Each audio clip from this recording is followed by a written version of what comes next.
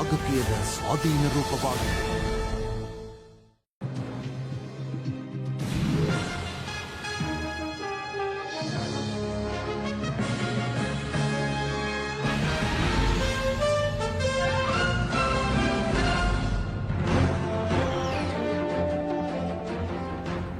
අයිබෝවන් සුබෝදැස්සනක් වාසනාවන්ත ජයග්‍රාහී සුබ දිනයක් ප්‍රාර්ථනා කරන ඔබ එක්වන්නේ 7 වෙනි පැය සමගයි. විශේෂයෙන් අපි විවිධ දිනවලදී විවිධ මාතෘකා සම්බන්ධයෙන් කතා බහට ලක් කරනවා. අද දවසේදීත් එවන් වූ පුළුල් මාතෘකාවක් ඔස්සේ අපේ සාකච්ඡාව ගොඩනගන්නටයි අපි සූදානම් වෙන්නේ. ඔබ දන්නවා දිනෙන් දින රටේ සිදුවන විවිධ ස්ථානවල සිදුවන අපරාධ සහ විවිධ ක්‍රියාවන් අපි ඒවා මැඩ පැවැත්වීමට ඒවා වළක්වා ගන්නට දෛනිකව විශේෂයෙන් ශ්‍රී ලංකාවේ හමුදාව පොලිසිය මේ සියලු සිවිල් ආරක්ෂක කණ්ඩායම් මේ වගේම විවිධ පාර්ශව දිනෙන් දින උත්සාහ කරනවා. අපිට අවශ්‍ය වෙන්නේ යහපත් සමාජයක් ගොඩනගන්න. ඒ වගේම තමයි මේ අපරාධ නිසා සිදුවන ආර්ථික පරිහානිය පිළිබඳවත් බොහෝ දෙනෙක් ලොකු ආකාරයට එහෙම නැත්නම් විශාල ප්‍රමාණයෙන් මේ පිළිබඳ අවධානයක් යොමු කරන්නේ නැහැ. හැබැයි අපිට නොපෙනෙන පැත්තක් තියෙනවා. ඒ තමයි ආර්ථිකයට මේ හරහා සිදුවන හානිය. අද අපි 7 වෙනි පැය හරහා මේ සාකච්ඡාව ගොඩනගන්නේ අපරාධ හා ආර්ථිකය මේ මාතෘකාව ඔස්සේ විශේෂයෙන් කොයි ආකාරයෙන්ද අපරාධ ඔස්සේ ඒ සිදුවීම ඔස්සේ ආර්ථිකයට අපේ රටේ ආර්ථිකයට ඒ බලපෑම සිද්ධ වන්නේ කියන කාරණය සම්බන්ධවයි. අපිත් එක්ක මේ සම්බන්ධයෙන් කතා කරන්න අද දවසේදී 7 වෙනි පයේ ආරාධිත අසුන වෙන්වන්නේ අපරාධ විද්‍යා විශේෂඥ බාහිර කතිකාචාර්ය ධම්මික බණ්ඩාර මහත්මයා වෙතටයි. අයිබෝන් සුබ උදැසනක් ඔබ පිළිගන්නවා. අයිබෝන්. ධම්මික මහත්මයා දැන් අපි මේ පිළිබඳ විවිධ ආකාරයේ තොරතුරු දවස ගානේ දකින්නවා. ඒ සිද්ධීන් අපිට වාර්තා කරන්නට වෙනවා මාධ්‍ය හරහත්. අපරාධ පිළිබඳ ඔබතුමාගේ කියවීම කොයි වගේද? සියලු දෙනාට සුබ උදැසනක් වේවා කියලා ප්‍රාර්ථනා කරනවා. අපරාධ සහ ආර්ථිකය කියන මාතෘකාව මම හිතන්නේ යාවත් කාලීන වෙන මාතෘකාවක්. ලංකාව තුළ අපි අධ්‍යයන ශාස්ත්‍රයන් වල හැම වෙලෙම පරීක්ෂණ කරලා සොයාගත්ත කරුණු කාරණාත් එක්ක අපි මේ කරුණු කාරණා ටික සාකච්ඡා කරමු. ලංකාවේ දෛනිකව සිදුවන අපරාධ වර්ග වශයෙන් ගත්තොත් 14ක් වගේ තියෙනවා. අපි අපරාධ නඩු විධාන සංග්‍රහයන් වල සහ අපරාධ නීති ශාස්ත්‍රයට අදාළ විශාල නීති රීති ප්‍රමාණයක් තියෙනවා. ලංකාව තුළ දෛනිකව සිදුවන අපරාධ වාර්තාකරණයන් 14ක් වගේ තියෙනවා. ඒ අතරිනුත් මත්ද්‍රව්‍ය ආශ්‍රිතව වෙන වෙඩි තබා ගැනීම සහ අපරාධ ක්‍රියාවන් තමයි දෛනිකව අපිට වාර්තා වන්නේ. මෙතනදී දෛනිකව වාර්තා වෙන මේ අපරාධ සිදුවීම් වලදී තරුණ වියට පත්වන පිරිස අරමුණු කරගෙන මත්ද්‍රව්‍ය හා සම්බන්ධ වැරදි අපරාධ වාර්තා වෙන ප්‍රමාණය ඉහළ යාමක් තියෙනවා. එතකොට මෑත කාලීනව ගත්තොත් එහෙම අපරාධවල එන්න වර්ධනය වීම වැඩි. හේතුව තරුණ පිරිස මේ සඳහා යොමු වීම නතු කර ගැනීම මේ සඳහා ගෝලීක නැත්නම් රවුම් මේ අරමුණු කර ගැනීම මේ විදිහට ශීඝ්‍රයෙන් ඉහළ ගොස් තිබෙනවා. මේකෙදී අපිට රටේ සංවර්ධනයට ප්‍රධාන වශයෙන්ම බලපාන සාධක කිහිපයක් තියෙනවා. අපි ඒ ටික තමයි ප්‍රධාන වශයෙන් සාකච්ඡා කරන්න ඕන.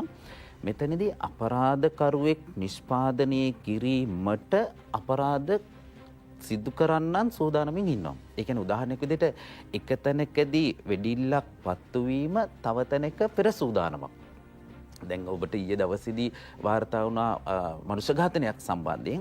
ඒ මනුෂ්‍ය ඝාතනයේ සිදු වෙන එකේ අනිත් පැත්තෙන් තමයි තව වෙඩිල්ලක් පත් වෙන්න නැත්නම් තව පෙර සූදානමකට මූලාශ්‍රයක් බවට පත් වෙලා තියෙනවා. එතකොට මේක ඛේදජනක ලෙස සමාජගත වීම එක් පැත්තකින් සමාජයේ ආර්ථිකයට වගේම සමාජ දේශපාලන ආර්ථිකය කියන මේ භෞමික අඛණ්ඩතාව ඍජුවම බලපානවා. ඒක මෙන්න මෙහෙම අපි නිකන් සරලව ගත්තොත් එහෙම මෑත කාලයේ තුලදී දිනකට වාර්තා වෙන ප්‍රමාණය සහ මාසිකව වාර්තා වෙන ප්‍රමාණයන් අපි වෙන වෙනම අධ්‍යයනය කරලා බැලුවම තරුණ පිරිසගෙන් 30-40ක් ප්‍රමාණයක් මාසිකව අපරාධකරුවන් බවට පත් වෙනවා. ඒකෙදි අපි අපරාධකරුවන් වර්ග කරනවා පළමු පෙළ අපරාධකරුවන්, දෙවෙනි පෙළ අපරාධකරුවන්, තුන්වෙනි පෙළ කියලා. දැන් උදාහරණයක් විදිහට අලුත්ම තරුණ පරපුර ඉන්නවා. ළමයි ඉන්නවා, මැදි වයසේ පිරිස ඉන්නවා. ඒගොල්ලෝ කිසිම දෙයකට අපරාධයකට සම්බන්ධ වෙන්නේ නැහැ. හැබැයි පළමුවෙනි වතාවට අපරාධකරුවන් බවට පත් වෙන පිරිසක් ඉන්නවා. ඒතකොට පළමු පෙළ අපරාධ කරනවා. දෙවෙනි පෙළ, තෙවෙනි පෙළ කියලා කියන්නේ නැවත නැවත බන්ධනාගාරගත වෙනවා. ඔවුන් විසින් සිදු කරන ලද අපරාධ ක්‍රියාවක් නැවත නැවත සිද්ධ කරනවා. මේකදී අපි තේරුම් ගත යුතු කාරණාව තමයි අපරාධ කරුවන් අතරේ අපරාධ තරු බිහි කරන්න සමාජයේ පෙළඹිලා තියෙනවා. ඒ කියන්නේ අපරාධකරු කණ්ඩායමක් ඉන්නවා.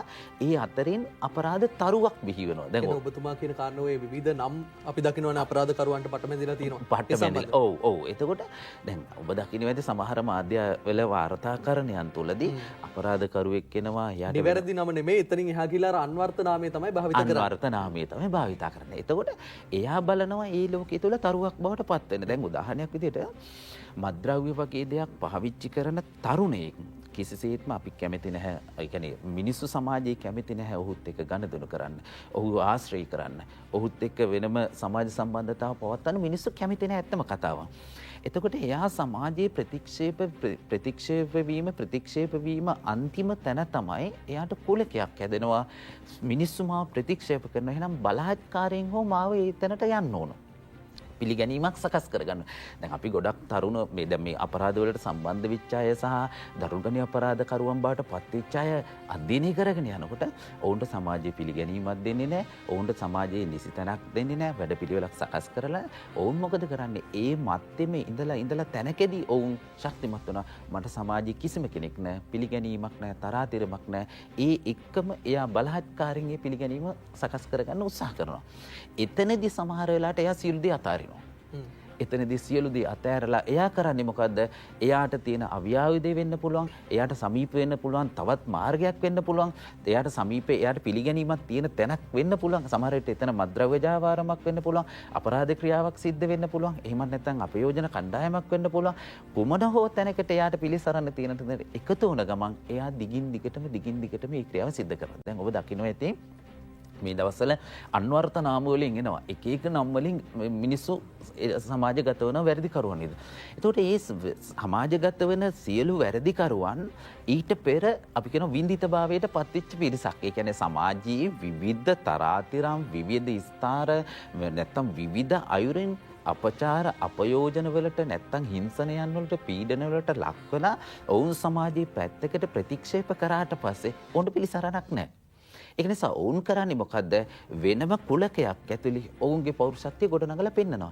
ඒ ගොඩනගලා පෙන්වන්නේ අපි සමාජ සම්මත ක්‍රමයට කතා කරනවා සදීප මේ ධාර්මික සමාජ ක්‍රමයක් තියෙන්න ඕන හැමෝටම පොදු ධාර්මික සමාජ ක්‍රමයක් තියෙන්න ඕන කියලා. හැබැයි ඒ සමාජ ක්‍රමයේ එයාලට පිළිගැනීමක් නැති නිසා එයාලා විසින් සමාජ ක්‍රමයක් නිර්මාණය කරගන්නවා. ඒකයි එතනදී අර අපරාධකරු තවත් පිරිසක් පාලනය කරගන්න පුළුවන් වපසිරියට තමාගේ පරිසරය සකස් කරගන්නවා සූක්ෂම ලෙස. අන්න ඒකයි කියන්නේ මේ අපරාධකරුවන් අතරේ අපරාධ තරු බිහි වෙනවා. මේ උඩට එන චරිත කතා. එතකොට එයා වටා සියලු ආරක්ෂක අංශවල අවධානය ගන්නවා, සියලු මාධ්‍ය අවධානය ගන්නවා, සමාජයේ අනිකුත් සියලු දෙනා අතර අවධානය ගන්නවා. මේ සියලු දේ අතරතුර එයා තවත් අපරාධයට ප්‍රතිවිරෝධී ක්‍රියාවන් සිද්ධ කරනවා. මනුෂ්‍ය ඝාතන සිද්ධ කරනවා. මද්ද්‍රව්‍ය වගේ දේවල් සිද්ධ කරනවා. මේක පුළුල් පරාසයක් කරා විහිදලා ගියාම සමාජයේ කේදනීය තත්ත්වයකට පත් වෙනවා. මේකෙදි හොඳම සිද්ධාන්තයක් තමයි දැන් මේ ඇත්තටම අපේ රටේ ගත්තොත් එහෙම අපරාධ කියනවා වාර්තා වෙන්නේ 14ක් මම මුලදී සඳහන් කළා වගේ අපිට දෛනිකව අහන්න ලැබෙන උපරිම අපරාධ වර්ග 14යි. ඒතකොට මේ 14 නොත් ප්‍රධාන අංක එකේ තියෙන මද්ද්‍රව්‍ය වගේ දෙයක්. මේකෙදි සදීප තව කාරණාවක් තමයි මේ ජාත්‍යන්තරමේ වශයෙන් අපේ රටේ තියෙන තරුණ ජවය අකර්මණ්‍ය කරන්න සංවිධානාත්මක හෝ සංවිධානාත්මක නොවන හෝ එහෙම නැත්නම් දේශපාලනික මතිමතාන්තර හෝ කවුරුන් හෝ කණ්ඩායමක් මේ මද්ද්‍රව්‍ය කියන එක සමාජගත කරනවා රටේ දියුණුව අභිවෘද්ධිය නතර කරන්න. දැන් මෙතන මෙහෙමනේ තාරුණ්‍ය කියලා කියන්නේ රටේ ජවය ශක්තිය නිෂ්පාදනය ආර්ථික රටාව මේවා නිෂ්පාදනය කරන්නේ තරුණ ප්‍රජාව. ඒකට තරුණ ප්‍රජාව ශක්තිමත් ගොඩ නැගුණොත් තමයි රටක දියුණුව අභිවෘද්ධිය අපි කියන්නේ. දැන් එතකොට මෙතනදී තාරුණ්‍ය අකර්මණ්‍ය කරන අපි හිතමු වයස අවුරුදු 14 ඉඳලා 17 18 වගේ කාල පරාසයන් වලදී කෙනෙක් මද්ද්‍රව්‍ය වලට ඇබ්බැහි කරනවා කියලා කියන්නේ එයාගේ ශ්‍රමය එයාගේ ශක්තිය සම්පූර්ණයෙන්ම රටට එක් තැනකදී නතර කරනවා. ඒ බන්ධනාගාරගත කරනවා. ඒතර බන්ධනාගාරගත කරනවා කියලා කියන්නේ එයාගේ ශ්‍රමය එහෙම නැත්නම් එයාගේ ශක්තිය රටට අහිමි වෙනවා. ඒ රටට අහිමි වෙන ශක්තිය මොනම ක්‍රමයකින්වත් නැවත ඌණ පූර්ණය කරලා ප්‍රතිශක්තිකරණය කරලා ගන්න බෑ. එතකොට අපි නිකන් දල වශයෙන් කල්පනා කරොත් මාසෙකට 40ක් වගේ ප්‍රමාණයක් අලුතින්ම අපරාධකරුවන් විදිහට සමාජගත වුණොත් නැත්නම් ඔවුන් බන්ධනාගාරගත වුණොත් රටේ ශ්‍රම 40ක් මාසෙකට අහිමි වෙනවා.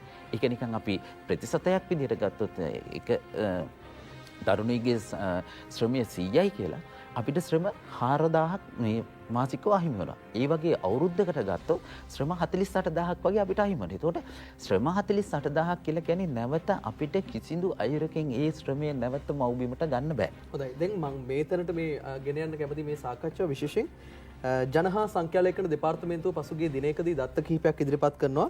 ශ්‍රී ලංකාවේ දරිද්‍රතාව ජනගහනයෙන් 24.5% කියලා සඳහන් කරනවා. ඒ වගේම තමයි අධ්‍යාපන අවසන් කරන තරුණයන් අතරින් 29.5%කට රැකියා නැති බවක් දක්වා තිබෙනවා. ඒ වගේම වයස අවුරුදු 25 29ත් අතර තරුණ පිරිසගෙන් 22.3%කට රැකියා නැහැ කියන කාරණය සඳහන් කරනවා. කොහොම නමුත් ආදායම අඩුවීම, ඒ වගේම රැකියා හිඟේ සහ අවස්ථා අහිමිවීම සමාජයක් තුළ අතෘප්තිය, සැකය හා වෛරය ඇති කරන්න ප්‍රධානම කාරණයක් බවට පත් වෙලා තියෙන කාරණය ජනහා සංඛ්‍යාලේඛන දෙපාර්තමේන්තුව සඳහන් කරලා තියෙනවා. පසුගිය දිනයකදී මේ ජූලි මාසයේ දත් අනුව තමයි මම මේ ප්‍රශ්නේ ඔබතුමාට ගොඩනගන්නේ.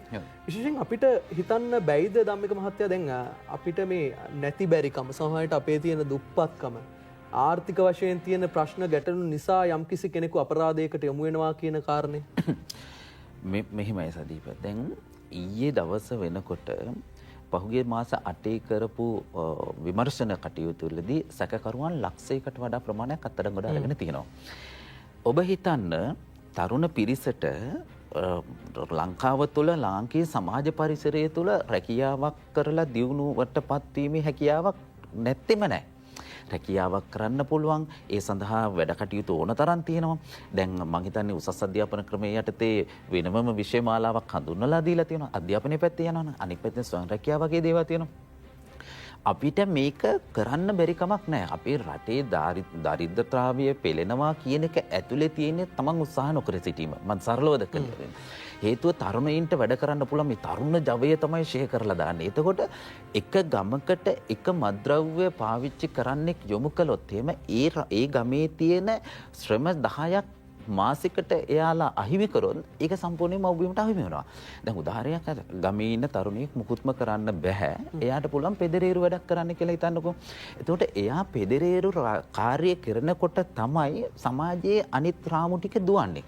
උදාහරණයක් ඉදිකිරීම් ශාස්ත්‍රයේ දුවන්නේ. එතකොට ඉදිකිරීම් ශාස්ත්‍රයට පුජ්‍යලයක් අහිමි වෙනවා කියලා කියන්නේ ඒ ශාස්ත්‍රයේ අනිකුත් දේවල් එක තැනක නතර වෙනවා. උදාහරණයක් විදිහට තරුණියෙක් ඉගෙනගෙන ඉංජිනේරුවෙක් වෙන්න පුළුවන්, වෛද්‍යවරයෙක් වෙන්න පුළුවන්, ගුරුවරයෙක් වෙන්න පුළුවන්. එතකොට ඒ ගුරු වෘත්තියට අඩුව පුරවන්න බෑ මං හිතන්නේ සමාජයේ වෙනත් ඒකකින්. එතකොට දරිද්‍රතාවයේ කියන එක සංකල්පයක් වශයෙන් තියාගෙන මිනිස්සු වැරදි වලට පෙළඹෙනවා නම් ඒක වැරදි ක්‍රියාවක්. ඒක එහෙම සාධනීය තත්වයකට යන්න බෑ. මොකද මද්ද්‍රව්‍ය වගේ දෙයක් නැත්නම් අපරාධයකට වගේ දෙයකට සම්බන්ධ වුණා කියලා අභිවෘද්ධියක් සැලසෙන්නේ නැහැනේ. අපි හිතමු මද්ද්‍රව්‍යයකට සම්බන්ධ වෙලා ජීවිතේ එහෙම ගොඩනගාගත්ත පෞරුෂත්වයක් තියෙන සමාජ පිළිගැනීමට ලක්වෙච්ච මිනිස්සෙක් කවදාවත් නිර්මාණය වෙන්නේ නැහැ. එතකොට අපරාධයකට නැත්නම් මේ වැරදි ක්‍රියාවකට පෙළඹුණාට පස්සේ අත්නිරනම අපි දන්නවා. කේදනීය තත්ත්වය දන්නවත් මේ වෙනකොට බන්ධනාගාරවල 30000කට වඩා වැඩි පිරිසක් ඉන්නවා. එතකොට බන්ධනාගාර පද්ධතියටවත් මේක දරා ගන්න බෑ. එතකොට සදීප හිතන්න නිකන් සරලව තව එන්න පිරිස වැඩි වෙනකොට මේකට අපිට විකල්පයක් ඕන කරලා තියෙනවා. බන්ධනාගාරවලට වෙනම අතිරික්තයක් රජය විසින් දැරිය යුතුයි. මේගොල්ලෝ නඩත්තු කරගන්න ඕන. මේගොල්ලොන්ට පුනරුත්ථාපන වැඩපිළිවෙලක් සකස් කරන්න ඕන. මේගොල්ලෝ සමාජගත කිරීම සුදුසු පුජ්‍යලයන් පවරපා. එතකොට ඇත්තටම රජයට වෙනම පිරිවැයක් දරන්න ඕන බන්ධනාගාරවල ඉන්න රැඳවියන් සඳහා. ඊට අමතරව මද්ද්‍රව්‍ය වගේ දේවල් පාවිච්චි කරලා ඔවුන් රෝගාතුර වුණොත් එහෙම ඔවුන් සමාජයට නැවත සුදුසු පුජ්‍යලයන් බවට පත් කිරීම රෝහල් කාර්ය මණ්ඩලයට නැත්නම් රෝහල් තුළට වෙනම බෙහෙත් වලට නැත්නම් වෛද්‍ය මණ්ඩල වලට වෙනම පිරිවැයක් රජය විසින් දරන්න ඕන. සමස්තයක් විදිහට ගත්තම රටේ ආර්ථිකයේ යන තත්ත්වය මත මේ අපරාධකරුවා කියන පුජ්‍යලයා නඩත්තු කරන්න රජය විසින් විශාල පිරිවැයක් යොදනවා. දැන් ඊයේ දවසේ ඔබ දකින්න ඇති වෙඩි තබා ගැනීමක් සිද්ධ වුණා. මනුෂ්‍ය ඝාතනයක් සිද්ධ වුණා.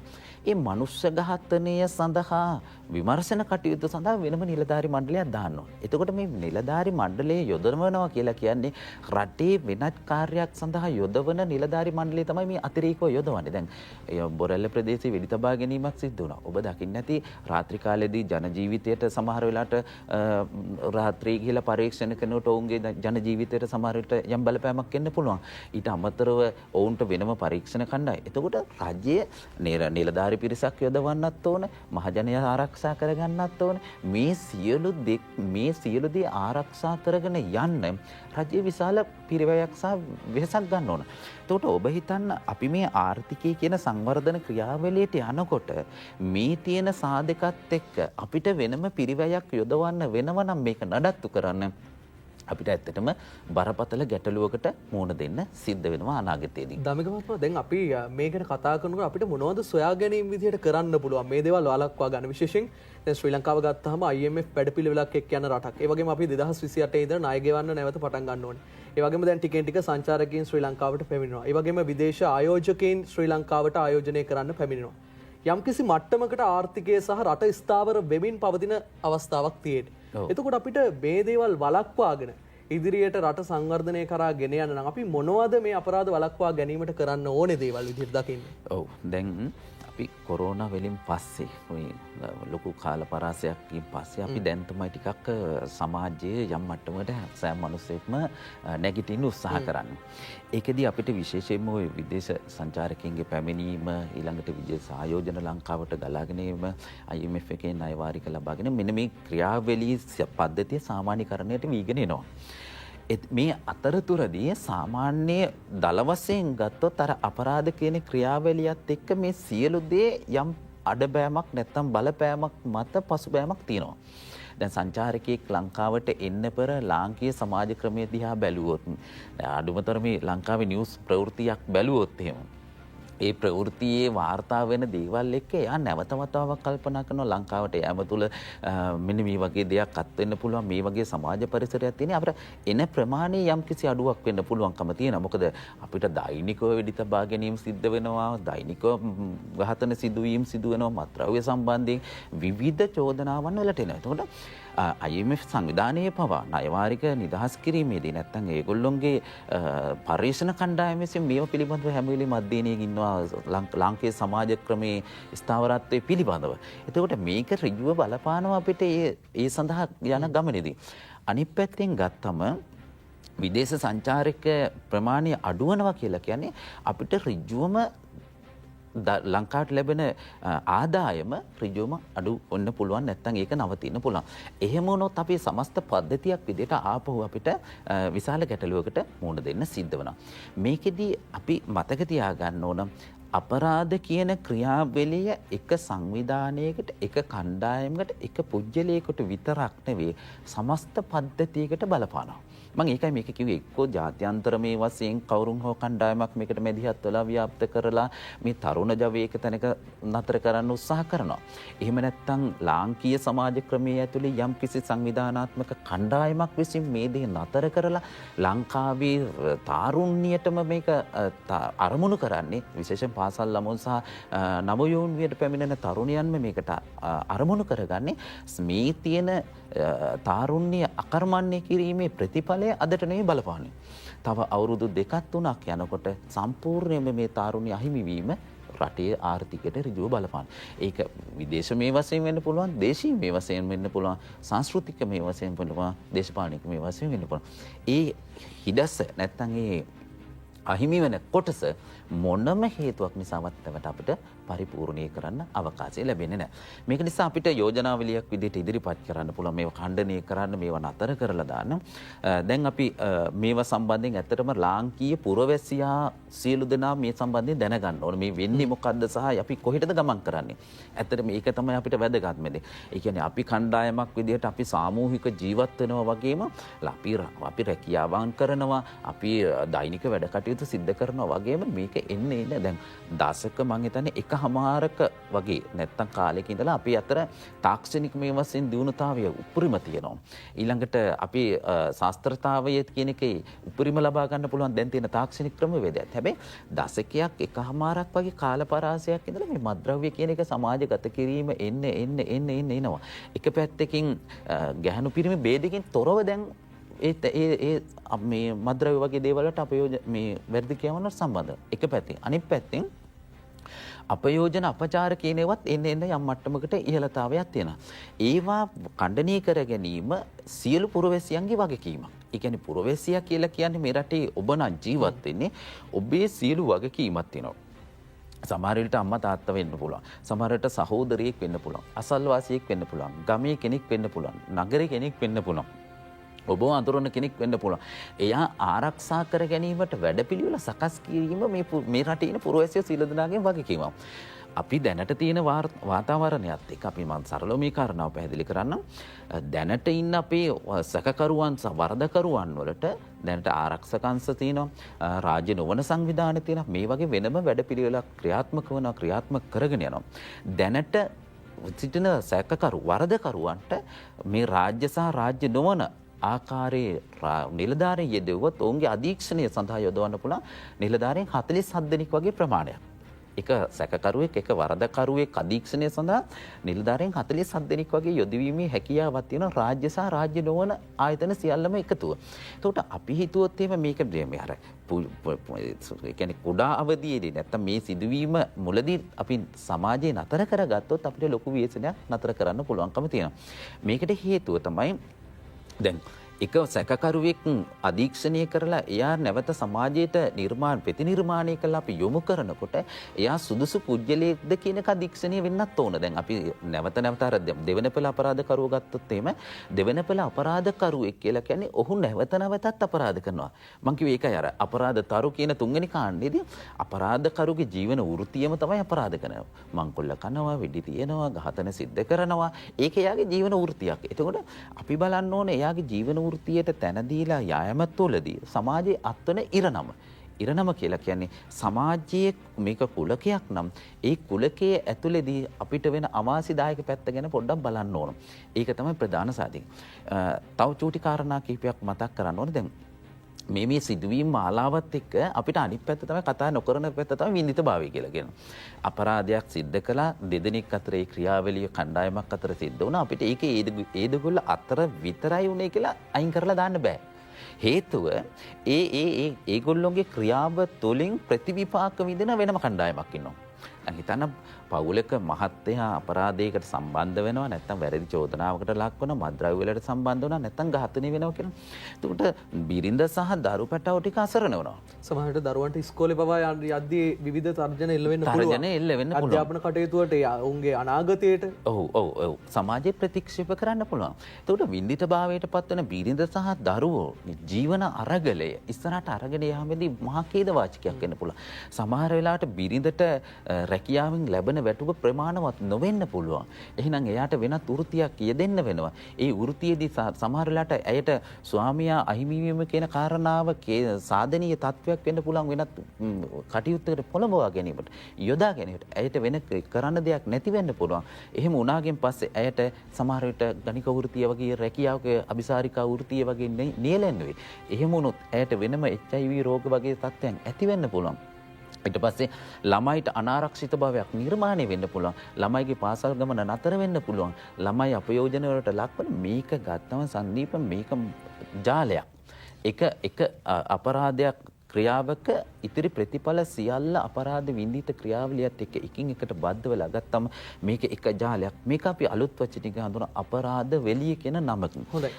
දමකමත් දැන් අපි ජාත්‍යන්තරය ගත්තාම අපිට විවිධ රටවලින් ඒ රටවල් ගොඩනගපු විදිහ ඒවත් එක්ක අපිට ආදර්ශ ගන්න බැරිද? විශේෂයෙන් අපිට ගත්තාම පළමු ලෝක යුද්ධයෙන් පස්සේ අපිට මතකයි ඇමරිකාවේ චිකාගෝ වලට වෙච්ච දේ අපි ලොකු කතාබහට ලක් වෙලා තියෙනවා. ඇමරිකාවේ චිකාගෝ අපිට මේ වගේ රටවල් වලින් ඒ ආදර්ශ ගන්න බැයිද අපේ රටට? දැන් අපි හිතමු කැනඩාව, චීනය, ජපානය, රුසියාව වගේ රටවල් අධ්‍යයනය කරාම සන්දීප අපිට තියෙන පැහැදිලිම කාරණාව තමයි දැන් කොරියාව, ජපානය කියලා කියන්නේ ශ්‍රම ශක්තිය තමයි පවර්ෆුල් කරගෙන ශක්තිමත් කරලා තියෙන ශ්‍රමය. ඒ කියන්නේ මගේ ශ්‍රමයෙන් උපරිම සේවාව ගන්නවා රටට. එතකොට ඒක පුරවැසියෙක් කියලා කියන්නේ සමස්ත රටක් නියෝජනය කරන චරිත කතාවක්. ඒ චරිත කතාවේ ශ්‍රමය උපරිම නිසි තැනදී යෙදවීමට හැකියවීම තමයි දියුණුවේ තියෙන රහස.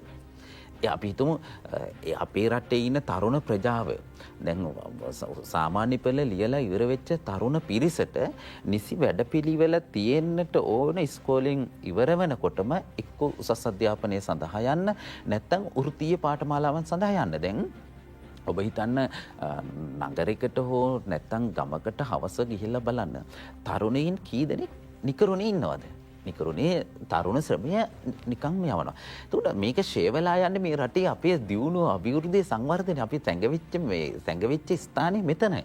අපි කිව්වොත් එහෙම අපි තව අවුරුදු ගණනාවක් යනකොටත් අපි මෙතනද ඉන්නේ කියලා.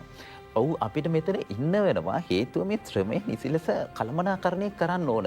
කළමනාකරණය කරනවා කියන එක ඇතුලේ තියෙන්නේ මේ තරුණ පිරිසකින් රටට සමාජයට අනිවාර්යයෙන්ම සේවාව සපයන්න ඕන. නිකරුණේ සිටීමත් සමහර මිනිස්සුන්ගේ තුරුම්පුවක් තෝතැන්නක් කරගන්නවා වැරදි ක්‍රියාවකට සම්බන්ධ කරගන්න.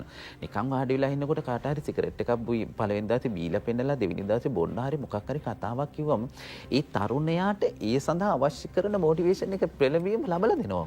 කොහොම හෝ ලබලා දීලා ඔහු ඊට පොළඹවා ගැනීමට සංවිධානාත්මක කණ්ඩායම් මම අර මුලදී සඳහන් කළේ එකයි මේක තීරණාත්මක සම්දිස්ථාන මේ අපි සරලව හිතන්න හොඳ නෑ මහා ඛේදනීය අවස්ථාවක් බවට පරිවර්තනය කරනවා. එතකොට අර තරුණයාට ඒ සමාජ වපසරිය තුලදී ඔහුගේ ශ්‍රමයේ නිසිතන ස්ථාන ගත නොකිරීම බරපතල ඛේදවාචකයක්. ඒක රටේ ආර්ථිකමය වශයෙන් අනිත් එක සංවිධානාත්මක කණ්ඩායම් වලට තෝතැන්නක් බවට පත් කරන අර නිකන් තරුණයෙක් ඉන්නවා ඔහු වෘත්තියක් කරන්නේ නැහැ. ඔහුගේ චර්යාව අධීක්ෂණය කරලා ඒ අධීක්ෂණයට ප්‍රතිවිරුද්ධව යම් මද්ද්‍රව්‍යයකට බැහැ කරවන්න පුළුවන්. යම් වැරදි ක්‍රියාවකට සම්බන්ධ කරගත්තා කිව්ව ඔහුට ඒ ප්‍රදේශයේ ඉන්න සියලු දෙනාම මද්ද්‍රව්‍ය වලට සාරි වැරදි ක්‍රියාවකට සම්බන්ධ කරගන්න පුළුවන්. ඒ නිසා මෙතනදී අපි අධ්‍යයන ශාස්ත්‍රයන් වලදී හොයාගත්ත කාරණාව තමයි තරුණයින්ගේ ශ්‍රමය නිසිතන ස්ථානගත කිරීමට නිසි වැඩපිළිවෙලක් සකස් කරන්න. ඉස්කෝලෙන් අවුට් වෙනකොට පාසලෙන් අවුට් වෙනකොට ඒ ළමයාට උසස් අධ්‍යාපනය කරනවද වෘත්තීයමය පාඨමාලාවට නියැලෙනවද නැත්නම් වෘත්තීයමය මොකක් හරි ක්‍රියාවකට නතු කරනවාද කියන එකට නිසි වැඩපිළිවෙල සකස් කරන්න ඕන.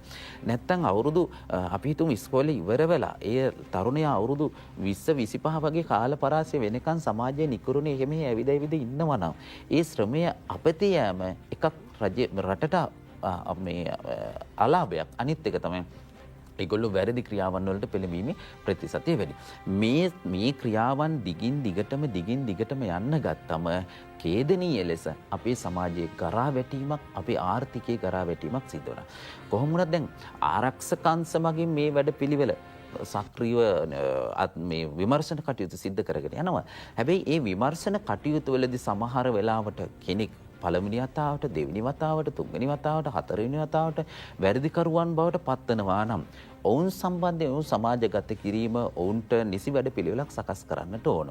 ඒ සකස් කිරීමේ වැඩපිළිවෙල අනිවාර්යයෙන්ම පැවරෙනවා මේ රටේ ආරක්ෂක අංශ වගේම විද්වත් මණ්ඩල වලට සහ මේ සඳහා පරිශන කරන කණ්ඩායම් වලට මෙහි වගකීම අනිවාර්යයෙන්ම පැවරෙනවා. හොඳයි ධම්මික මහත්මයා අපිට අවසාන වශයෙන් සමාජයට දෙන්න පුළුවන් පණිවිඩය මොකක්ද? දැන් මම මේ අධ්‍යයනය කරලා හොයාගත්ත කාරණාවන් එක්ක මම මේ සඳහන් කරන්නේ. එතකොට අපිට තරුණ ශ්‍රමයේ අලුතින්ම සමාජ මේ අහිමි වෙනවා 4000ක් වගේ. අවුරුද්දටම ගත්තොත් 48000ක් වගේ ශ්‍රම 48000ක් කියලා කියන්නේ සම්පූර්ණයෙන් ඇත්තටම ගත්තොත් එහෙම අපිට මොකක් හරි ෆැක්ටරියක් ආරම්භ කරොත් ඒ වගේ සම්පූර්ණයෙන්ම කම්පැනි එකක් දුවන්න පුළුවන් ශ්‍රමයක් තමයි මේ අපිට දල වශයෙන් මේ අවුරුද්දකට අහිමි වෙන්නේ. ඉතින් මේ ශ්‍රමය නිසි ලෙස කළමනාකරණය කර ගැනීමට මේ රටේ ඉන්න සියලු පුරවැසියන්ගේ වගකීම සහ යුතුයකමක් වෙනවා. ඒකෙදී තරුණයන්ට නිසි වැඩපිළිවෙල සකස් කරලා දෙන්න ඕන. මෙතනදී මම යෝජනාවක් විදිහට ඉදිරිපත් කරනවා. තරුණයෙක්ට යා යුතු මඟ පෙන්වීමට නිසි වැඩපිළිවෙලක් තියෙන්නට ඕන. ඉස්කෝල ගමන ඉවරයි, ඉස්කෝලේ අවසන් වුණා. එයාට කැමැති පරිදි රැකියාවක් කරන්න. කෙනෙක් හිට එන්න පුළුවන් මෝටර් මෙකැනික් වගේ රැකියාවක් කරන්න. කෙනෙක් වෙන්න පුළුවන් ප්‍රෙදරේරු වැඩ සටහනකට යෙදෙන්න පුළුවන්. කෙනෙක්ට අධ්‍යාපනයේ ඉහළටම යන්න ඉගෙන ගන්න අවශ්‍යතාවය. මෙන්න මේක යාවත් කාලීන කරන්න ඕන. චීනය, ජපානය, කොරියාව කියන රටවල් වල තියෙනම ශ්‍රමයේ උපරිම යොදා ගැනීම. අපි හිතමු ගොවිතැන් කරන මිනිස්සෙක් නම් ඒ ගොවිතැනින් උපරිම ශ්‍රමයෙන් එයාලා ඵල නෙලා ගැනීම තමයි දියුණුවේ තියෙන රහස. නැතුව වෙන විකල්පයක් නැහැ. අපිට අපේ රටේ තියෙන ශ්‍රමය නිසි කළමනාකරණය කරනවා නම් දැන් උදාහරණයක් විදිහට තරුණයෙක් උසස් පාසල් ගමන ඉවර වුණ ගමන් ත්‍රිරෝද රථයක් පදවන්න පෙළඹෙනවා කියන්නේ මං හිතන්නේ ත්‍රිරෝද රථයක් පදවනවා කියන එක ඇතුලේ තියෙන්නේ එයාගේ ශ්‍රමය නිසි කළමනාකරණයක් කරලා නැහැ. ඒකට තරුණයෙක්ට ත්‍රිවිල් එකක් දුවනවා කියන එක ඇතුලේ නිසි කළමනාකරණයක් කරා නම් එයාට ඊට වඩා එහා ගිහිල්ලා වෘත්තීය මේ ජීවිතයකට පෙළඹීමට අවස්ථාව ලැබෙන්නට පුළුවන්. හොඳයි ධම්මික මහත්මයා අපිට තව බොහෝ දේ කතා කරන්න තිබ්බනම් ඇත්තටම හොඳයි මේක නිකන් ඉතාමත් හොඳ පුළුල් මාතෘකාවක් විශේෂයෙන් අපි හොඳටම දන්න දෙයක් තමයි මේ අපරාධ සිදුවීම ආර්ථිකයට දැඩි පීඩාවක් මේක පිළිකාවක් බවට මේ වෙදිපත් වෙලා තිබෙනවා. නමුත් අර මෙතුමා කියපු ආකාරයට මේ දේවල් හදාගෙන යහපත් සමාජයක් නිර්මාණය කරන්න ආකල්ප මේ වශයෙන් අපිට දියුණු රටක් බවට අපිව හදාගත්තොත් අපිට පුළුවන් රටක් දියුණු කරන්න ආර්ථිකය සංවර්ධනය කරන්න මේ දේවල් අපිට හදාගත්තොත් අපිට ඉස්සරහට යන්න පුළුවන් අපේ බලාපොරොත්තුවත් ඒකයි. ඉතින් බෙහෙවින්ම ස්තුතියි අද අපි කතා කරේ අපරාධ හා ආර්ථිකය සම්බන්ධවයි 7 වෙනි පැය හරහා. අපරාධ විද්‍යා විශේෂඥ බාහිර කතිකාචාර්ය ධම්මික බණ්ඩාර මහත්මයා ඔබතුමන්ට අපි සමුදු දෙනවා ආයුබෝවන් කියලා. ඉතින් අපි තවත් දවසක මෙතුමන්ව සම්බන්ධ කරගන්න සූදානම්. එහෙමනම් අපි කෙටි විරාමයක් ලබා ගන්නවා එතුමන්ට සමුදු දෙන ගමන්.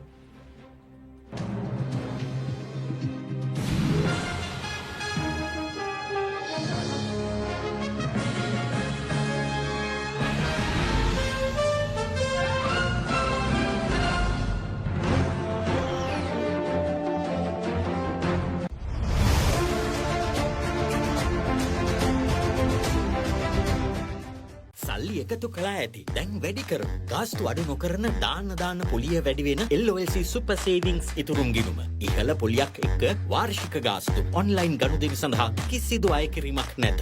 LOLC Super Savings ඉතුරුම් ගිණුම. ලස්සන පල්ලෝකේ කොත්තු මිසර විහිදේ පිටක සිට බැඳා ෆයිනල් ෆැෂන් අපේ පිටක බදේ පොටේ හොටල් ස්පයිසි ගස් මාතේ ප්‍රීමා කොත්තුමි ෆාම් තමයි.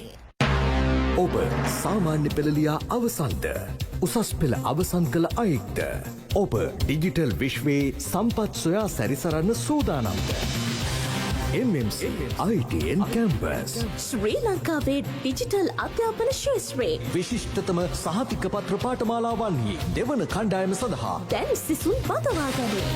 රූපවාහිනී වැඩසටහන් නිෂ්පාදනය, රූපවාහිනී වැඩසටහන් ඉදිරිපත් කිරීම, බහුමාධ්‍ය නිර්මාණකරණය පිළිබඳ සහතික පත්‍ර පාඨමාලා.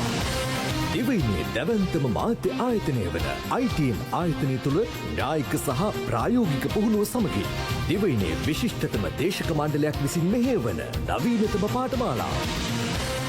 සීමිත සිසුන් පිරිසක් බඳවා ගැනීම සඳහා දැන් අයිතුම්පත් බාර ගැනේ. වැඩි විස්තර සඳහා අමතන්න 077 50 02 157 පිවිසෙන්න www.itncampus.edu.lk MMC ITN Campus Excellence in Digital Education.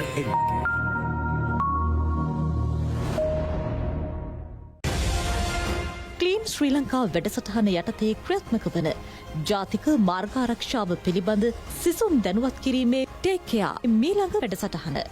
අගෝස්තු 19 නෙල්ලියඩි මධ්‍ය විද්‍යාලයේදී ටේක්කයා සුරැකිමු මගතොට.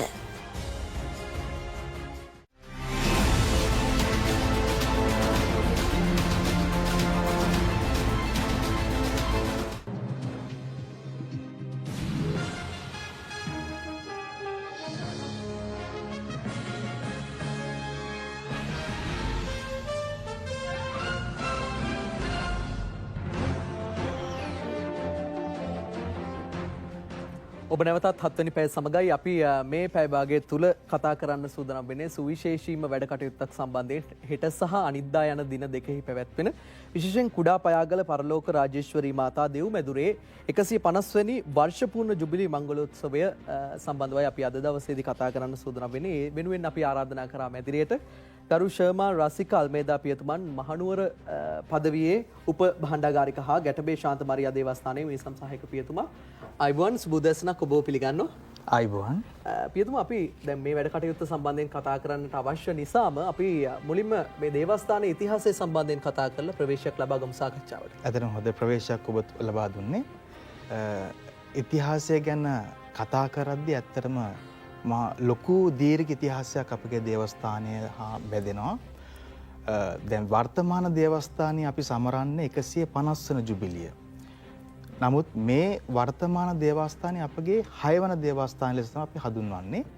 මීට එහා ගිය අපේ ඒ ඓතිහාසික ඒ පසුබිම ගැන අපි සාකච්ඡා කරද්දී අපි දකිනවා 1505 දී මේ පෘතුගීසින් ලංකාවට ආවට පස්සේ මේ පෘතුගීසින් එක්කම ලංකාවට ධර්මදූත මිෂනාරිවරුන් එනවා. මේ පියතුමන්ලාගේ මැදිහත්කම තුළ තමයි ලංකාවේ කතෝලික දහම ප්‍රචාරය වෙන්නේ. ඉතින් මේ අතරතුරේ තමයි 1543 පයාගල ප්‍රදේශයේ ප්‍රථම දේවස්ථානය මේ ගරු ජෝන් කැලෝ කියලා පියතුමා ඉදි කරන්නේ. උන්වහන්සේ මේ දෙව් මැදුර ආශිර්වාද කරලා දේවමාතන් වහන්සේගේ නමට කැප කරනවා. මේක තමයි අපේ ප්‍රථම දේවස්ථානය බවට පත්වෙන. මේ අනුව දේවස්ථාන 5ක් මේ ඒ කාල වකවානුවල තුලදී ඉදි වෙනවා. මේ දේවස්ථාන 5 ඉදි වෙන අතරතුර ඒ වගේම තමයි මේ දේවස්ථාන විනාශ වෙලත් යනවා. සමහරක් අයගේ නොහොබිනා දේවල් උඩදී සහ ඒ වගේම විනාශකාරී දේවල් තුලදී මේ දේවස්ථාන 5ම විනාශ වෙලා යනවා. ඒ වගේ තමයි ඊට අමතරව මේ වර්තමාන දේවස්ථාන තුල 1845 දී මේ වර්තමාන දේවස්ථානයේ ඉදි කිරීමට ගරු පිච්චිනෙල්ලි පියතුමා දායකත්වය ලබා දෙනවා. මේ පියතුමා ගැන අපි කතා කරද්දී ඇත්තටම මේ පියතුමා උතුරු ඉතාලි ජාතිකයෙක්. උන්වහන්සේගේ දායකත්වය තුළ තමයි මේ වර්තමාන දේවස්ථානය ඉදි වෙන්නේ. ඉතින් මේ තුල මේ දේවස්ථානයේ පරලෝක රාජේශ්වරී මාතාවට කැප කරලා උන්වහන්සේ 1876 දී නැවත රෝමයට යනවා. සුද්ධෝතම පියතුමාව එවකට හිටිය 9 වන පියු සුද්ධෝතම පියතුමා උන්වහන්සේගේ අයදිනවා මේ දේවස්ථානයට පොරිසියනු කුලා කියන මේ පූර්ණඵල නැමැති දීමනාව ලබා දෙන්නට කියලා. ඉතින් මේ තුල ඒ පොරිසියනු කුලා කියන මේ පූර්ණඵල මත කතෝලික ජනතාව ඒ දන්නවා මොකද්ද කියලා මේකේ වටිනාකම මේ දීමනාව කොහොමද මේ ලැබෙන්නේ කියලා මේ කතෝලික ජනතාව දන්නවා. ඉතින් මේ තුල 9 වෙනි සුද්ධෝත්තම පියතුමා පිය සුද්ධෝත්තම පියතුමා මේ පූර්ණඵලය මේ දේවස්ථානට ලබා දෙනවා. මේ එවක ඉඳන් 1876 ඉඳන් 1910 දක්වා අවුරුදු 35ක දීර්ඝ කාලයක් තුල මේ උතුම් මංගල්‍යය අපේ දේවස්ථානයේ පැවතුණා. හරියට අද මඩු මංගල්‍යය පවතින වගේ දේව ජනතාව ඒ දේවස්ථානට ගිහිලා කූඩාරම් ගසාගෙන ඉන්න වගේ තමයි එවකට අපේ දේවස්ථාන තුල දේව ජනතාව බොහෝ විශාල පිරිසක් නන් ප්‍රදේශයන් වලින් බොහෝ ප්‍රදේශයන් වලින් ඇවිල්ලා මේ කූඩාරම් තනාගෙන ඔවුන් ඒ දේව විශ්වාසය තුල ඒ ආශිර්වාද ලබා ගත්තා. ඒ වගේම තමයි විශේෂයෙන්ම දකුණු ඉන්දියාවේ ඉඳන් ජනතාවත් අපේ දේවස්ථානට ඇවිල්ලා මේ පූර්ණඵල නැමැති ආශිර්වාදය අරගෙන ඔවුන් අගෝස්තුවේ මංගලටත් ඉදලා තමයි ඔවුන් නැවත තමන්ගේ ගම්බිම් බලා පිටත් වෙලා තියෙන්නේ. ඉතින් මේ ගරු පිච්චෙනෙල්ලි පියතුමාගේ ඒ උන්වහන්සේ ආරම්භ කරා වූ ඒ මංගල්‍යය එදා අගෝස්තු 1 සහ 2 වෙනිදා තමයි මේ පූර්ණඵල මංගල්‍යය පවත්වන්නේ. ඉතින් අදටත් එය තිබෙනවා. නමුත් මේක කාලයේ ඇවෑමෙන් මේ පොඩ්ඩක් ගිලිහි ගිහිලා තිබෙනවා. නමුත් දැන් ගිය වසරේ සිට පසුගිය වසරේ සිට නැවතත් අපි මේ මංගල්‍යය ආරම්භ කරා. එය දැන් අපේ තියෙන්නේ අගෝස්තු 15 සහ 2 වෙනිදා දිනවලදී. හොඳයි පියතුමා දැන් අපිට මේ පරලෝක රාජේශ්වරී දේව මාතාව සම්බන්ධයෙන් කතා කරොත් මොකක්ද තියෙන විශේෂත්වය? ඇතරම පරලෝක රාජ්‍යේශ්වරීගේ නාමයේම මහා අපිට ගන්න පුළුවන් විශේෂ දෙයක් තමයි මේ ස්වර්ගාරෝපිත දේවමෑණියෝ. දැන් ස්වර්ගාරෝපණය හා ස්වර්ගාරෝහණය කියන අතර ලොකු වෙනසක් තියෙනවා. කතෝලික ජනතාව මේ දේ දන්නවා. ස්වර්ගාරෝහණය කියන්නේ ජේසුස් වහන්සේගේ මරණයෙන් පස්සේ උන්වහන්සේ උත්ථාන වෙලා උන්වහන්සේ ස්වර්ගාරෝහණය වුණා. තමන්ගේ දේවත්වයෙන්, තමන්ගේ බලයෙන් උන්වහන්සේ ස්වර්ගයට ගියා. ඔසවා ගත්ත උන්වහන්සේ ස්වර්ගයට ගියා. මේ ස්වර්ගාරෝපණය තුල දේව මාතන් වහන්සේ දෙවියන් වහන්සේගේ බලයෙන් උන්වහන්සේම මේ දේවම්මව ස්වර්ග රාජ්‍යයට අරගෙන යාම. ඒ තුල තමා ස්වර්ගාරෝපිත මෑණියන්ගේ පරලෝක රාජ්‍යස මෑණියන්ගේ මංගල්‍යයේ සුවිශේෂී වන්නේ අපිට අද මේ සභාවට සමාජයට මහත් ලොකු ආදර්ශයක් දෙනවා. අපගේ ආත්මය පමණක් නෙමෙයි ස්වාමින් වහන්සේට වැදගත්.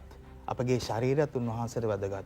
අපි ආත්මය කොහොමද අපි ගලවගන්නේ? ඒ වගේම අපගේ ශරීරයත් සුද්ධවන්ත ලෙස ස්වර්ග රාජ්‍යයට යාම තමයි කතෝලික අපගේ විශ්වාසය. ඉතින් මේ අනුව මේ පරලෝක රාජේශ්වරී මාතාවගේ මේ උතුම් මංගල්‍ය උන්වහන්සේගේ මේ කැප කරපු මේ නාමය කතෝලික අපිට විශේෂත්වයක්. දැන් මේ ජුබිලි මංගල්‍ය හෙට සහ අනිද්දා කියන්නේ 14 සහ 15 යන දින දෙකෙහි පැවැත්වෙන්නේ. හෙට දවසේදී මොන වගේ වැඩ කටයුත්තක් සිදු වෙන්නේ? ඒ වගේම කාගේ ප්‍රධානත්වයෙන්ද මේ වැඩ කටයුත්ත ආරම්භ වෙන්නේ සහ අනිද්දා දිනේදී කොයි වගේ වැඩ කටයුතුද සිදු වෙන්නේ? හොඳයි. ඇත්තටම මේ හෙට දවසේදී අපගේ සදහැමේ දේවස්ථානයේ පැවැත්වෙන අය කොළඹ සහායක රදගුරු අතිඋතුම් මැක්සල් සිල්වා රදගුරුතුමාගේ සහභාගීත්වයෙන් රාත්‍රී 7ට මේ සදහැමේ ආරම්භ වෙනවා. ඉන් අනතුර 15 වෙනි දවසේ මංගල්‍ය දවසේ කොළඹ අගරදගුරු අතිඋතුම් මැල්කම් කාදින රංජිත් හිමිපාණන්ගේ ප්‍රධානත්වයෙන් මේ මහා මංගල දීප පූජා යාගය උදෑසන 8ට පැවැත්වෙනවා. විශේෂයෙන් මතක් කරන්න ඕන මැල්කම් කාදින රංජිත් අගරදගුරුතුමත් අපගේ මීසමේ මීසම් පුතේකු ලෙස මීසම් සේවක පියතුමෙකු ලෙස 1980 ඉඳන් උන්වහන්සේ සේවය කරලා තියෙනවා. ඒ දෙවතාවක්ම උන්වහන්සේ අපගේ මීසමට පත් වෙලා ඒ මීසම් සේවක පියතුමා ලෙස දේව ජනතාව දහමින් පෝෂණය කරලා තියෙනවා. උන්වහන්සේ පටන්ගත්තු ප්‍රධාන දෙයක් තමයි අපි හැම වර්ෂයකම මඩු මංගල්‍යයට නැත්නම් මඩු මාතාන් වහන්සේව දැක බලා ගැනීමට දුම්රියක් මගින් අපි යෑම. ඉතින් මේක එදා සිට අද දක්වා තාමත් එක්ක නොනවති අපේ දේව ජනතාව අපේ ග්‍රාම වාසීන් මෙය සිදු කරගෙන තාමත් යනවා. ඉතින් උන්වහන්සේ ආරම්භ කරවුවේ ප්‍රධාන දේ විශේෂ දේ අදටත් ඒක නොනවතිම අපි සිදු කරගෙන යනවා. විශේෂ වැඩසටහන් විදියට හෙට දවසේදී මොනවද සංවිධානය කරලා තියෙන්නේ? ඇතරම දේවස්ථානය ගැන අපි කතා කරද්දී මේ 150 ජුබිලි අපි සමරන්නේ අපි පසුගිය වසරේ ප්‍රකාශයටපත් කරා. ඇතරම කියනවා නම් අපේ ග්‍රාමවාසී ජනතාවගේ විශ්වාසය ඔවුන්ගේ එකමුතුකම මේ තුල රඳා පවතිනවා. ඔවුන්ගේ ශ්‍රම දායකත්වය තුල තමයි මේ නව දෙව් මැදුරේ කියන්නේ දැන් අපි අලුත් භාවයට පත් කරලා මේ හැම දෙයක්ම කරේ අපේ ජනතාව. ඔවුන්ගේ ශ්‍රම දායකත්වය ඔවුන්ගේ මුදල් වලින් ඔබට කියන්න කැමති කෝටි 4ක පමණ මුදලක් ඔවුන්ගේ දායකත්වයෙන් ලබා දුන්නා. ඔවුන්ගේ මුදල්, ඔවුන්ගේ හැම දෙයක්ම දේවස්ථානට තමයි ඔවුන් දුන්නේ. ඒ මොකද ඔවුන් දේවස්ථානට තිබෙනා වූ මහත් ආදරයට, දේවමාතන් වහන්සේට තිබෙනා මහත් ආදරයට, ඔවුන් දේවමාතන් වහන්සේගෙන් ලද්දා වූ ඒ සෑම භාග්‍යයකටම සෑම ආශිර්වාදයකටම ප්‍රතිගුණ වශයෙන් අපේ ග්‍රාමවාසී ජනතාව මේ දෙව් මැදුර අලංකාර කරලා අලුත් භාවයට වුන් පත් කරලා තියෙනවා. හොඳයි පියතුමා අපිට තව බොහෝ දේ කතා කරන්න පුළුවන්. අපි කෙටි විරාමයක් ලබා ගමු.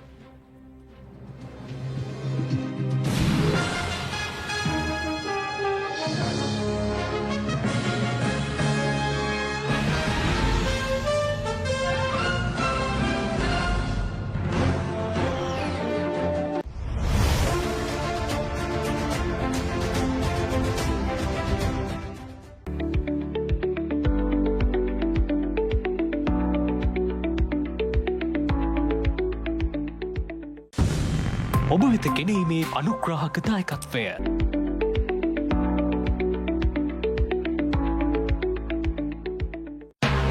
ඔබ සාමාන්‍ය පෙළලියා අවසන්ද උසස් පෙළ අවසන් කළ අයෙක්ද ඔබ ඩිජිටල් විශ්වයේ සම්පත් සොයා සැරිසරන්න සූදානම්ද MMC ITN කැම්පස් ශ්‍රී ලංකාවේ ඩිජිටල් අධ්‍යාපන ශේත්‍රයේ විශිෂ්ටතම සහතික පත්‍ර පාඨමාලාවන්හි දෙවන කණ්ඩායම සඳහා දැන් සිසුන් බඳවා ගනී. රූපවාහිනී වැඩසටහන් නිෂ්පාදනය රූපවාහිනී වැඩසටහන් ඉදිරිපත් කිරීම බහුමාධ්‍ය නිර්මාණකරණය පිළිබඳ සහතික පත්‍ර පාඨමාලා දිවයිනේ දැවන්තම මාධ්‍ය ආයතනය වන ITN ආයතනය තුළ න්‍යායික සහ ප්‍රායෝගික පුහුණුව සමගින් දිවයිනේ විශිෂ්ටතම දේශක මණ්ඩලයක් විසින් මෙහෙයවන නවීනතම පාඨමාලා සීමිත සිසුන් පිරිසක් බඳවා ගැනීම සඳහා දැන් අයදුම්පත් බාර ගැනේ. වැඩි විස්තර සඳහා අමතන්න 077 50 2 157 පිවිසෙන්න www.itncampus.edu.lk MMC ITN Campus Excellence in Digital Education.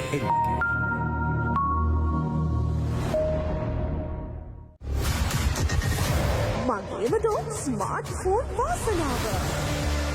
මගේමදෝ ටෙලිනාට්‍ය නරඹන අතරතුර අසන පැනයට නිවැරදි පිළිතුර සපයා රුපියල් 50,000ක් වටිනා අබන්ස් ඉන්ෆිනික්ස් ස්මාර්ට් ජංගම දුරකථනයක් දිනා ගන්න. ඔබ කළ යුත්තේ ITN හිස්තනක් MD හිස්තනක් නිවැරදි පිළිතුරේ ඉංග්‍රීසි අකුර සඳහන් කොට 9922ට SMS කරන්න. මගේමදෝ ස්මාර්ට් ෆෝන් වාසනාව. ඒ කියන්නේ ඔබ දැනගෙන හිටියත් ඔක්කොම මේ වෙලාවේ පත්තු වෙන විත්තිය. නෑ. ටික වෙලාවක් තිස්සේ කවුද මිදුලේ ඇවිදින අඩි සද්දයක් ඇහුණා. පොල් මාදේ දීගෙට එනවද? නෑ මම මේ කල්පනා කළේ අන්තිමට කූරියන් අල්ලන්නත් නෑ පන්සල් අල්ලන්නත් නෑ. මගේ පපුව පිච්චෙන්නේ ඉරි ලගින්න වෙනවට බයන්නේ මේ බොලව්.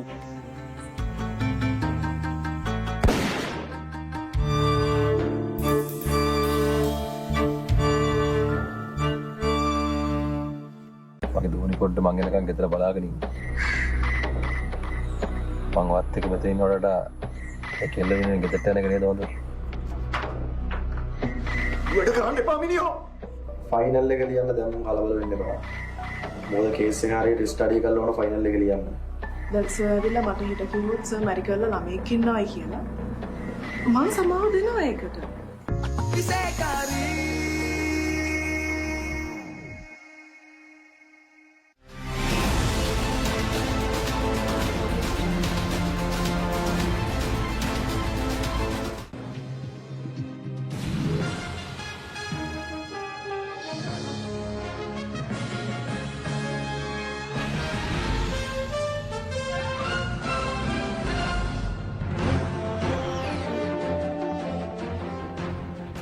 ඔබ නැවතත් 7 වෙනි පැය සමගයි අපි කතා කරමින් ඉන්නේ කුඩා පයාගල පරලෝක රාජේශ්වරී මාතා දෙව්මැදුරේ 150 වෙනි වර්ෂ පූර්ණ ජුබිලී මංගලෝත්සවය සම්බන්ධයෙන් විශේෂයෙන් ගරු ශර්මා රසිකල් මේදා පියතුමන් සමගයි මේ සාකච්ඡාව අපි ඉදිරියට අරන් යන්නේ. පියතුමා දැන් මේ දේවස්ථානය හරහා මොන වගේ සුබ සාධක කටයුතුද සේවාවන්ද බැතිමතුන් වෙනුවෙන් සැපෙන්නේ? ඇත්තටම කියනවා නම් දේවස්ථානයේ විශේෂ සේවාවක් තමයි අපේ සමාජයට ලබා දෙන්නේ. විශේෂයෙන්ම ධර්මදූත ළමා සමාජය, ඒ වගේම ගායනා කණ්ඩායම වැනි, ඒ වගේම දිවහෘදය සමිතිය, ඒ වගේම මරී හමුදා වැනි මේ බොහෝ සමාජයට වැඩදායක දේවල් තමයි දේවස්ථාන තුළ අපේ ක්‍රියාකාරකම බවට පත් වෙන්නේ. විශේෂයෙන් මතක් කරන්න මේ මොහොතේදී අපේ දේවස්ථානයේ හැම වර්ෂයකම ගීතිකාවක් අපි එළි දක්වනවා. ඉතින් මේ ගීතිකාව 1913 සිට අපි නොකඩවා සෑම මංගල්‍යකටම සිදු කරමින් එන අපේ දෙයක්. ඉතින් මේ තුල අපි අපේ කතෝලික සභාවට වගේම සමස්ත දේවස්ථානවලට මේ ගීතිකා අද පවා ප්‍රසිද්ධ වෙලා තියෙනවා. ඒ අතර ලෝකාග්‍ර කන්නේ වැනි මේ ගීතිකාවල් අද සමාජයක් වගේම දේවස්ථානවල බොහෝ දේවස්ථානවල මේවා ගායනා කරනු ලබනවා. ඒ තුල අපි මතක් කරන්න ඕන මර්වින් පෙරේරා වගේම එතුමාගේ පියා හර්මන් මාස්ටර්. ඉතින් මේ අයගේ දායකත්වය තුළ තමයි එදා සිට අද දක්වා මේ සම්ප්‍රදාය අපේ දේවස්ථානය තුළ සිදු වෙමින් යන්නේ. ඉතින් ඔබ මුලින්ම මතක් කරා වගේ මේ දේවමාතන් වහන්සේට තියෙන භක්තිය අපේ ගමේ ජනතාව තුළ මනාවට අපි පිළිබිඹු වෙනවා. ඒ තුළ වුන් අත්දැකලා තියෙන දේවමාතන් වහන්සේගේ වාරප්‍රසාද, ඒ ආශිර්වාදය.